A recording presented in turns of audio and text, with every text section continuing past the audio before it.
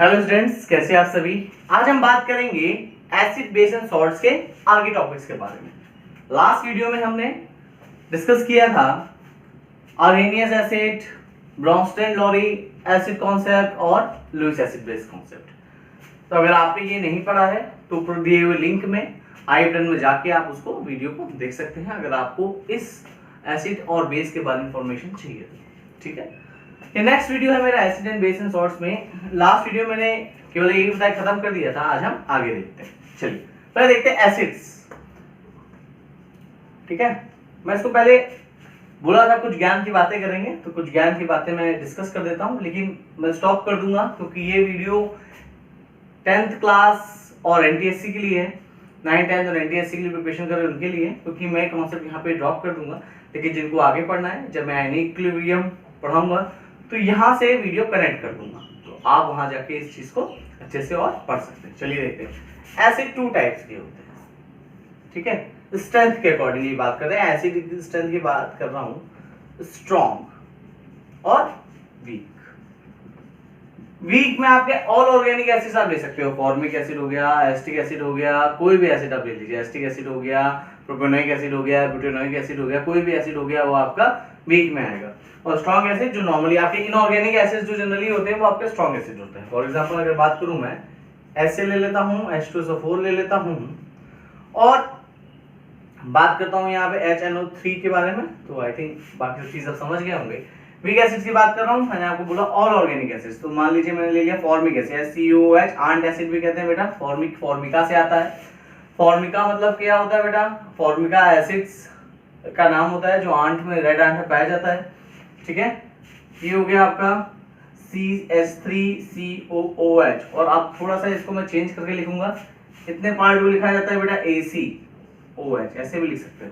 ठीक है, आपको फॉरेन ऑथर की अगर बुक पढ़ोगे और अच्छी इंडियन ऑथर की बुक पढ़ोगे, मैं अच्छा वर्ड इसलिए ऐड कर रहा हूं क्योंकि ये इंपॉर्टेंट रोल प्ले करता है यहाँ पे। ठीक है, एस्टिक एसिड आगे C2H5COOH, ये सारे के सारे वीक एसिड है। ये क्यों पढ़ा रहा हूं ये भी मैं आपको डिस्कस करता हूं। तो ये जैसे एसिड हो गया, वैसे बेस भी होते हैं बेटा। बेस भी स्ट्रॉन्ग होते हैं, वीक होते हैं। एल्किली मेटल्स और अल्कलाइन मेटल से लगे हुए हाइड्रोक्साइड आयन आपके स्ट्रॉन्ग होते हैं। हम आर्हेनियस को डील करते हैं बेटा, जब एसिड बेस पढ़ते हैं तो डेप्थ में एसिड बेस पढ़ते हैं। ठीक है, तो इस चीज को आप पढ़ लीजिए, अभी बताते हैं मैं आपको। स्ट्रॉन्ग और वीक। ठीक है, अमोनिया के derivative, ammonia and it's derivative,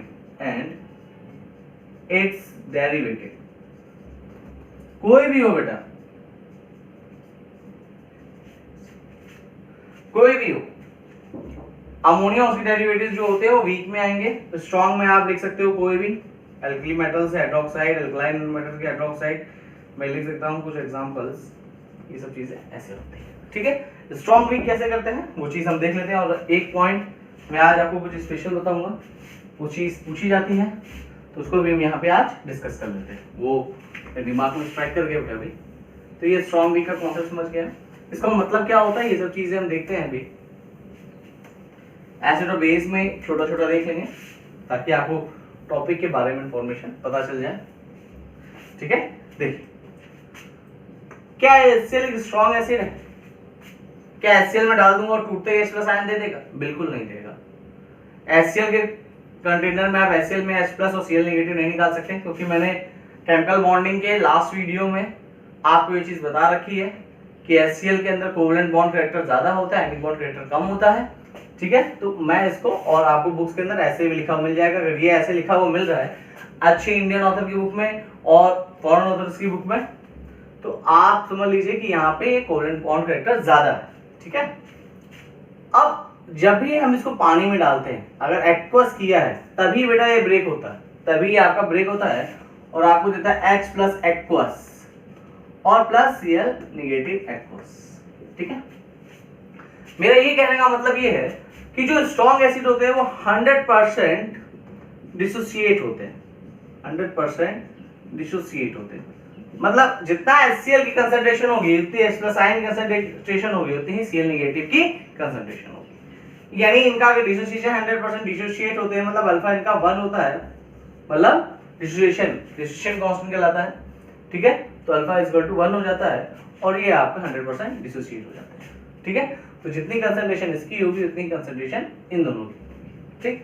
ये स्ट्रॉन्ग एसिड की पहचान होती है। अब ज्ञान की बातों पे आते हैं। HCOOH, ठीक है। ये जब ब्रेक होता है, इसको मैंने ब्रेक किया, एक्वस ले लिया मैंने, इसको भी पानी में डिसॉल्व किया। और पानी क्या रोल प्ले करता है बेटा? वाटर जो होता है उसका डाइलेक्ट्रिक कांस्टेंट सबसे ज्यादा होता है। डाइलेक्ट्रिक कांस्टेंट ज्यादा होने की वजह से वाटर इस मॉलिक्यूल के बीच में इंसर्ट कर जाता है, ठीक है। जैसे मॉलिक्यूल के बीच में इंसर्ट करता है, इसको ब्रेक करने लग जाता है। और जिसका डाइलेक्ट्रिक कांस्टेंट ज्यादा होगा, उसकी मॉलिक्यूल के बॉन्ड को ब्रेक करने की टेंडेंसी क्या होगी? ज्यादा होगी, उसके बीच में इंसर्ट होने की टेंडेंसी ज्यादा होगी, इसलिए वाटर यूज करते हैं। और यहाँ पे H+ और Cl नेगेटिव आपको 100% डिसोसिएट होके मिल जाता है। लेकिन ऐसा इस केस में नहीं होता। आप साइन पे ज्यादा गौर कीजिए। अब ये चीज यहाँ पे मैं इक्विलिब्रियम का साइन, ये इक्विलिब्रियम का साइन है बेटा, ये बराबर से लाइन होनी चाहिए, इसका स्पेशल ध्यान रखेंगे आप। छोटी बड़ी नहीं होनी चाहिए, छोटी अगर कर दी तो यानी ये डायनॉल या टॉटोमेरेंस का साइन हो जाता है। तो हम पूरा लिखते हैं ना, ये इक्विलिब्रियम का साइन है। H+ aqueous plus CHCOO negative, ये होता है। अब आप यहाँ देख रहे हैं इक्विलिब्रियम का मतलब क्या हो गया कि बेटा ये भी होगा और ये भी होगा। ये अनडिसोसिएटेड पार्ट है, अनडिसोसिएटेड पार्ट, ठीक है। और ये आपका जो पार्ट है, ये आपका डिसोसिएटेड पार्ट है, ये आपके डिसोसिएटेड पार्ट्स, ठीक है। ये डिसोसिएट हो गया, डिसोसिएट हो गया, मतलब ये दोनों एग्जिस्ट करते हैं सॉल्यूशन में। मैंने वहां पे एक्वस नहीं लिखा, ये दोनों एग्जिस्ट करते हैं सॉल्यूशन के अंदर। अब आगे पढ़ते जाएंगे तो मैं एक्वस टर्म गैप करता जाऊंगा, ओके अंडरस्टूड हो जाएगा। जब मैं एनिक्लियर में बनाऊंगा तो स्टार्टिंग में भी ऐसे ही इंट्रोड्यूस कर दूंगा आपको, ठीक है। ये चीज ध्यान रखिएगा। तो यहाँ पे ये भी पार्ट एग्जिस्ट करता है बेटा सॉल्यूशन में, और ये भी पार्ट एग्जिस्ट करता है, लेकिन इसमें नहीं है। देखिए तभी मैंने एक सिंगल डायरेक्शन में रिएक्शन बनाई है, H+ और Cl नेगेटिव निकाल दिया, ठीक है। तो इसके निकालने के लिए इसका अल्फा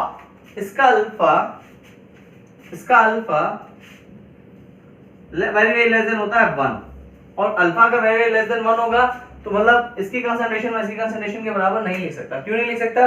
क्योंकि 100% डिसोसिएट नहीं है, ठीक है। Very less than 1। Infinite dilution की तो बात छोड़ दीजिए। इनफाइनाइट डाइल्यूशन के अंदर क्या होता है कि वीक एसिड भी स्ट्रॉन्ग एसिड तरीके बिहेव करने लग जाते हैं, तब इक्विलिब्रियम हट जाता है, तब ये वाला साइन हट के ये वाला साइन आ जाता है इसके ऊपर। लेकिन वो एक इनफाइनाइट डाइल्यूशन होता है। इनफाइनाइट डाइल्यूशन मतलब मैक्सिमम अमाउंट ऑफ वाटर, यानी मैक्सिमम डाइल्यूशन स्टेट में आप डाल दो उसको, ठीक है। तो ये चीज ध्यान रखिएगा। मैक्सिमम डाइल्यूशन स्टेट से क्या होगा? बहुत ज्यादा अमाउंट ऑफ वाटर होगा, बहुत ज्यादा वाटर अमाउंट अगर ज्यादा होगा, डाइलेक्ट्रिक कांस्टेंट काफी ज्यादा होगा, डाइलेक्ट्रिक कांस्टेंट ज्यादा होने की वजह से ब्रेक कर देगा उसको, और ब्रेक करता चला जाएगा। ब्रेक करने की वजह से पूरी reaction right hand side divert हो जाती है या आगे चल जाती है, आगे चल जाती है। तो इसे ध्यान रखिए। तो ये पार्ट जो होता है ये स्ट्रॉन्ग एसिड होता है। तो जो नॉर्मल पार्ट होता है, हम लोग जो बात करेंगे अभी इस लेवल तक, वो इसकी बात करेंगे, स्ट्रॉन्ग एसिड स्ट्रॉन्ग बेस। लेकिन जैसे ही इक्विलिब्रियम आता है हम इसकी बात करते हैं, आयनिक इक्विलिब्रियम। आयंस जो कि इक्विलिब्रियम में हो, ये आयंस है जो कि इक्विलिब्रियम में है किसके? इसके साथ, ठीक है। अब इसको करने के लिए, इस पॉइंट को करने के लिए हमें जरूरत होती है डिसोसिएशन कांस्टेंट की। तो यहां जगह नहीं है तो इसका पॉइंट मैं ऊपर लिख देता हूं, डिसोसिएशन कांस्टेंट की। तो डिसोसिएशन कांस्टेंट के लिए हमें वैल्यू चाहिए होगी Ka, ठीक है, is equal to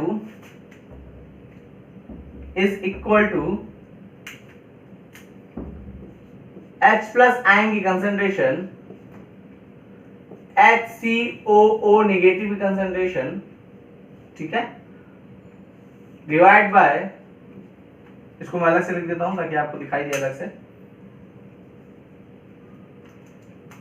concentration of, marking marker भी खत्म हो गई, HCOOH, ठीक है। मैंने एक्वस लिख दिया, आपको बुक्स के अंदर ये रिएक्शन प्लस वाटर लिखी होगी, मतलब सेम, ठीक है, तो इसे ध्यान रखिए। अब देखिए के ए क्या है यहाँ पे, ए मतलब हो गया एसिड, के मतलब डिसोसिएशन कांस्टेंट। तो मतलब अगर इसका पूरा नाम लिखूंगा तो इसका नाम लिख सकते हैं dissociation constant of acid, dissociation constant of acid, यानी एसिड का डिसोसिएशन कांस्टेंट है। और एसिड कौन सा है आपका, फॉर्मिक एसिड मैंने लिया अभी, तो ये आपका, सॉरी यहाँ इसको थोड़ा सा बड़ा कर देता हूं मैं,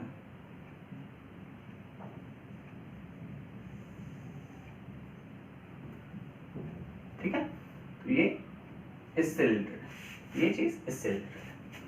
तो ये जो हम पार्ट पढ़ते हैं, ये पार्ट हमारा आयनिक में होता है डील, जैसे एसिड का होता है वैसे बेस का होता है। मैंने एसिड का एग्जांपल लेके आपको बता दिया, आपको बेस का लेके समझना है, बेस का लेके समझ लेंगे, ठीक है। तो यहाँ तक मेरा पार्ट खत्म होता है, ज्ञान की बातें मैंने आपको यहाँ बता दी, ठीक है। तो के यहाँ से निकालेंगे तो बहुत सारे फॉर्मूले के यूज होते हैं, तो हम उसको चीजों को आगे देखेंगे। अब हम बात करते हैं आगे चल के, अब यहाँ पे हम इस चीज टॉपिक को यहाँ स्टॉप करते हैं। अब हम बात करते हैं आगे।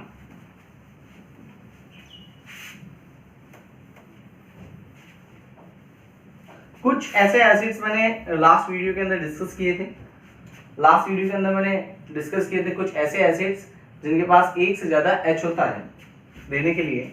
फॉर एग्जांपल बात कर लेता हूँ H3PO4, इसका मैंने आपको बोला था बेसिसिटी 3 होती है, 3 एसिडिक या बेसिक H कह सकते हैं, 3 प्रोटॉन ये सॉल्यूशन में डोनेट कर सकता है।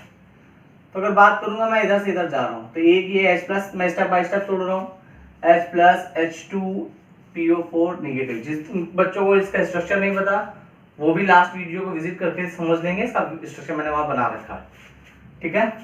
यहां से मैं यहां गया, बहुत ज्यादा इंपॉर्टेंट है, ध्यान से पढ़िए बेटा, इसको पूछा जाता है। ये प्लस HPO4 2 नेगेटिव, फिर से डिसोसिएट करेंगे बेटा, तो ये मेरा फिर से डिसोसिएट होकर मुझे देगा, ये फाइनल स्टेज आ गई PO4 3 नेगेटिव। ये चीज ध्यान रखिए। मैं वापस एरो लेके जा रहा हूं, उसका कुछ रीजन है, मैं आपको बताता हूं अभी। एसिड, आप ध्यान रखें, जब हम इसको डील करते हैं, ये हम ब्रॉन्स्टन-लॉरी इक्वेशन के अकॉर्डिंगली डील करते हैं, ठीक है। जब हम चीजें बनाते हैं, जो सोल्यूशन में H+ दे वो कहलाता है एसिड, ठीक है। और जो एक H+ निकालने के बाद जो एनायनिक पार्ट बच जाता है, उसको उस एसिड का कहते हैं कॉन्जुगेट बेस। क्या कहते हैं? कॉन्जुगेट बेस, कॉन्जुगेट बेस, ठीक है। कॉन्जुगेट बेस, ये आपका कॉन्जुगेट बेस है, मैंने आपको पहले फुल लिख दिया। अब मैं इसको ब्रैकेट में ले देता हूं कॉन्जुगेट बेस, ठीक है। ये बात समझ में आ रही होगी। लेकिन अगर मैं इस रिएक्शन को केवल देखूं, इस पॉइंट को देखूं और यहां पे जाऊं, तो ये मेरा इसके लिए एज एन एसिड काम करने लग गया। क्यों? क्योंकि ये अभी भी H+ दे रहा है, तो ये फिर से एसिड तरीके ट्रीट करने लग गया, ठीक है। ये लिख दे रहा हूं एसिड के लिए, एसिड तरीके ट्रीट करने लग गया। अब इस एसिड का ये क्या है बेटा? Conjugate base. इस एसिड का क्या है? ये कॉन्जुगेट बेस। ये कॉन्जुगेट बेस हो गया, क्या अभी भी H+ डोनेट कर सकता है? तो ये एसिड तरीके ट्रीट कर सकता है, तो यहां फिर से देगा ये H+ अभी भी डोनेट कर रहा है। मतलब अगर मैं इसको देखूंगा तो ये इसके लिए भी क्या होगा? एसिड। तो इसके लिए ये क्या होगा? ये कॉन्जुगेट बेस। मैं देखिए जिसकी लाइन के सामने लिख रहा हूं वो चीज ध्यान रखिएगा, ठीक है, ये ध्यान रहेगा आपको। अब जरा गौर से आप देखिए, मैंने अपोजिट करता चला गया, देखिए मैंने अपोजिट क्या कर दिया।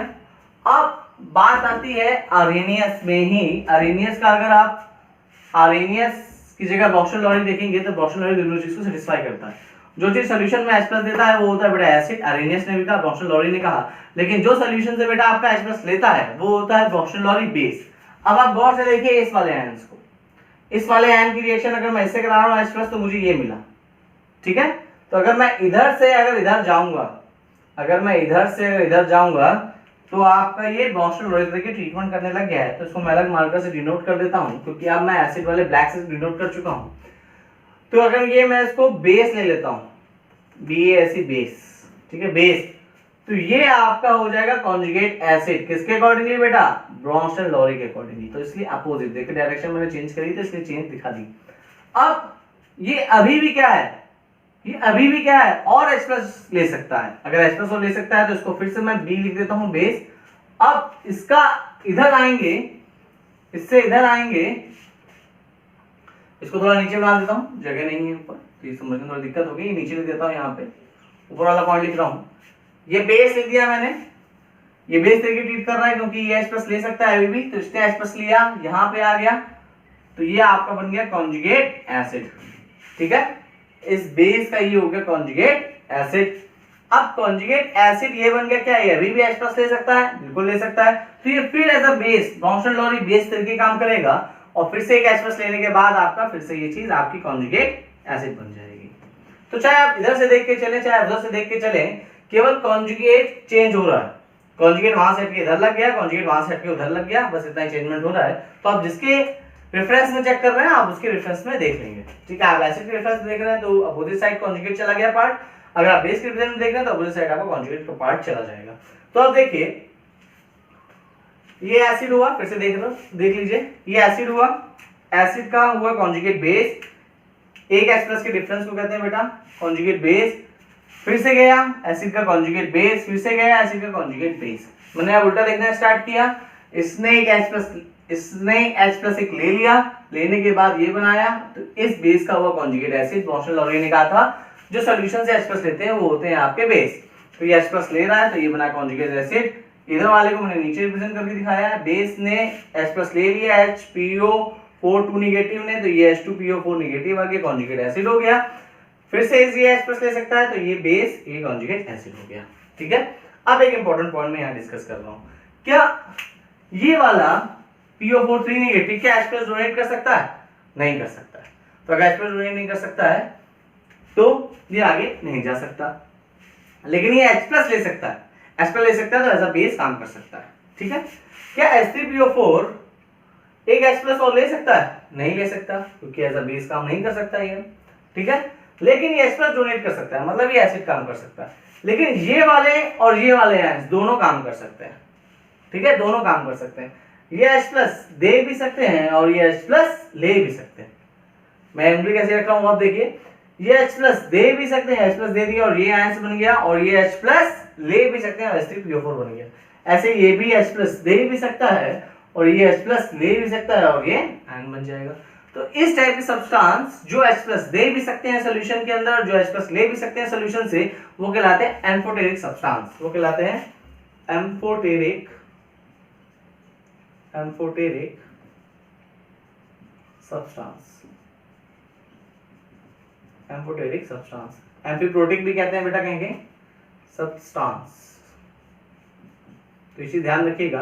अब देखिए कितने एसिडिक एच थे, अगर मैं एसिडिक एच की बात करूं तो N जो था 3 थे, और एम्फोटेरिक सब्सटेंस कितने हैं बेटा?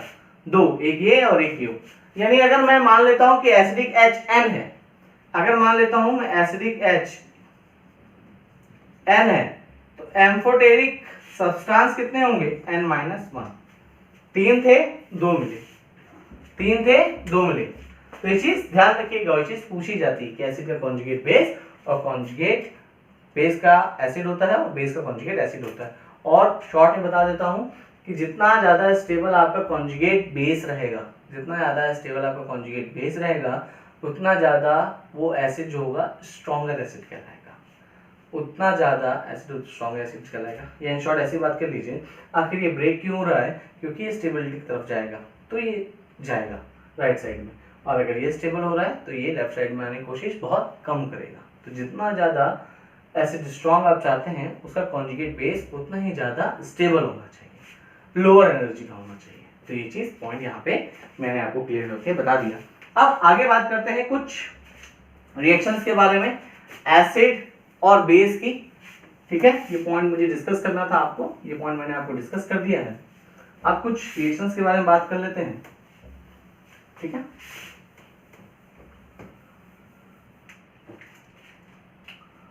हाँ, एसिड, मैं स्ट्रॉन्ग की बात करूंगा बेटा इस लेवल पे, और ये बेस। देखिए रिएक्शन मैं एक ही साथ बता देता हूं आपको। Reaction with metal. मैं स्ट्रॉन्ग की बात कर रहा हूँ, वीक की हम लोग इक्विलिब्रियम में बात करेंगे, ठीक है।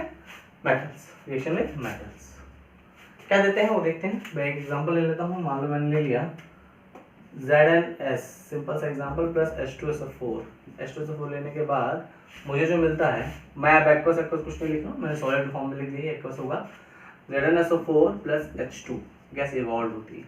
मतलब जब भी आप एसिड, स्ट्रॉन्ग एसिड की रिएक्शन अगर आप करवा रहे हो अभी किसी एसिड के साथ, ये एसिड आप जानते हो H2SO4, रिएक्शन आप करवा रहे हो मेटल की, तो आपको हाइड्रोजन गैस इवॉल्व करके देगा।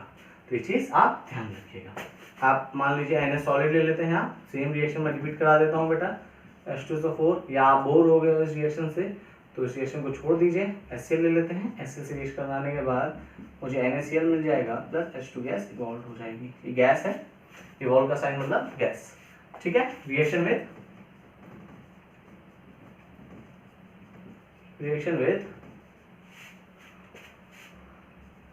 Metal oxide, reaction with metal oxide, ठीक है। Reaction with metal oxide, metal oxide से रिएक्शन करेंगे तो क्या होगा, ZnO, मान लो मैंने जिंक ऑक्साइड ले लिया और H2SO4 ले लिया,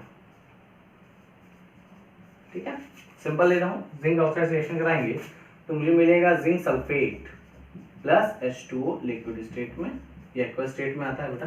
जिंक ऑक्साइड से आपको क्या मिला, ये सॉल्ट मिलता है, तो सॉल्ट मिला प्लस वाटर मिला। यानी जब भी आप एसिड की रिएक्शन मेटल ऑक्साइड के साथ कराओगे आपको क्या मिलेगा, सॉल्ट मिलेगा, सॉल्ट मिलेगा और वाटर मिलेगा। अब दो रिएक्शन उसकी भी देख लेते हैं फटाफट। Reaction with metal, reaction with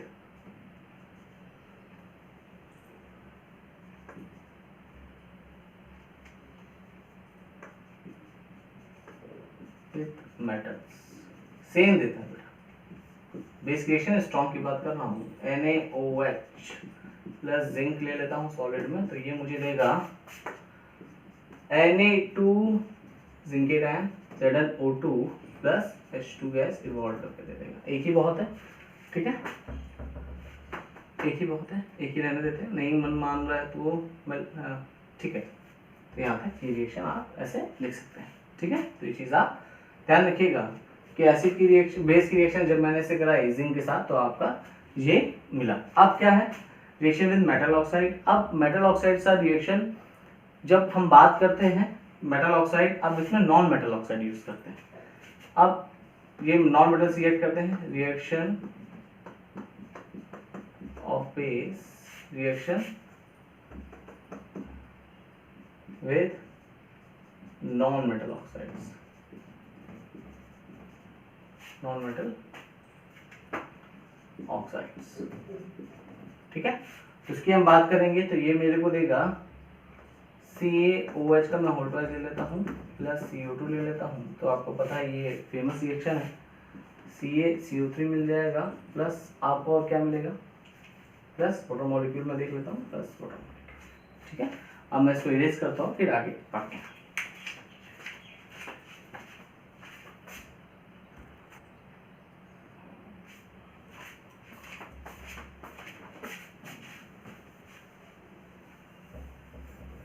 दो रिएक्शन और हो गई रह गई हैं, बस उसको मैं डिस्कस कर लेता हूँ आपको।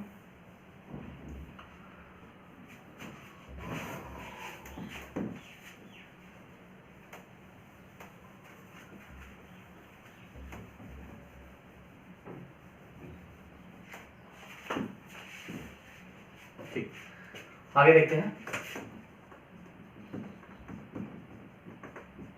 रिएक्शन विद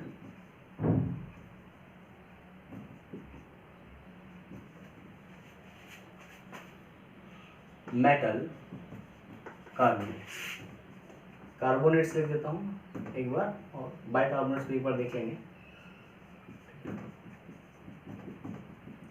ठीक। मेटल कार्बोनेट का रिएक्शन देख लेते हैं। CaCO3 रिएक्शन एसिड के साथ रिएक्शन करवा रहे हैं, तो HCl देगा, ट्वाइस देना पड़ेगा क्योंकि CaCl2 फॉर्म होता है, CaCl2 फॉर्म हो गया प्लस H2 फॉर्म हो जाएगा और प्लस आपका यहाँ पे सॉलिड फॉर्म में चला जाएगा, और यहाँ पे HCl, ये H2 निकल गया, बचा क्या कार्बन डाइऑक्साइड, तो ये कार्बन डाइऑक्साइड यहाँ पे निकल गया, ठीक है। और बाइकार्बोनेट की रिएक्शन अगर देखना चाहें तो बाइकार्बोनेट की रिएक्शन भी आप देख सकते हैं। तो H2SO4 ले लेता हूँ मैं, बैलेंस करना पड़ता है तो बैलेंस देख लेंगे भी। Na2SO4, ठीक है। Na2SO4 मतलब ये ट्वाइस होगा, फिर यहाँ पे ट्वाइस हो जाएगा, प्लस H2O लिक्विड स्टेट में प्लस CO2 गैसेज स्टेट में, ठीक है। ये सॉलिड स्टेट में आ जाएगा आई थिंक, ठीक है। और यहाँ पे हो गया CO2 के बाद H2O ये हो गया और CO2 ये हो गया बेटा। अब बैलेंस कर लेते हैं, हाइड्रोजन कितने हैं 2, ऑक्सीजन है 6, 4 5 6, hydrogen 2, sulphur 1, nitrogen sodium ion 2, balance, ठीक है। तो ये चीज़ यहाँ पे खत्म हो गई। ये मेटल कार्बोनेट से रिएक्शन नहीं करता। अब ये बात आती है reaction with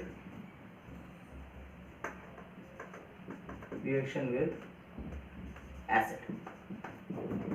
reaction with acid के बारे में बात करेंगे। तो अगर रिएक्शन विद एसिड के बारे में बात करते हैं तो कैसे देखेंगे वो आप चीज देख लीजिए। रिएक्शन विद एसिड, चाहे मैं यहाँ लिखूं चाहे मैं वहां लिखूं, सेम रिएक्शन होगी। HCl गैस आपका, NaCl सॉल्ट, ये सॉल्ट होता है आपका, सॉलिड से लिखना चाहो सॉल्ट लिख लो यहाँ पे, salt plus water molecule liquid state में। तो इसको न्यूट्रलाइजेशन, ये रिएक्शन जो होती है इसको कहलाएंगे neutralisation reaction. Neutralisation reaction, neutralisation reaction का मतलब क्या हो गया बेटा? न्यूट्रलाइजेशन रिएक्शन का मतलब क्या हो गया कि न्यूट्रल स्टेट में खत्म हो गया, एसिड भी खत्म, बेस भी खत्म, न्यूट्रल हो गया, सॉल्ट प्लस वाटर की न्यूट्रलाइजेशन रिएक्शन। आखिर न्यूट्रलाइज क्यों होती है रिएक्शन?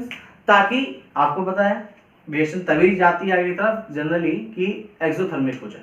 तो ये रिएक्शन एक्सोथर्मिक हो रही है और कोई भी एसिड बेस रिएक्शन होगी वो एक एनर्जी इवॉल्व करती है नियर अबाउट 57.1। तो कोई भी एसिड बेस अगर स्ट्रांग है, जितने भी स्ट्रांग एसिड बेस हो वो एक fix amount of energy near about evolve करती है 57.1 किलो जूल की नियर अबाउट।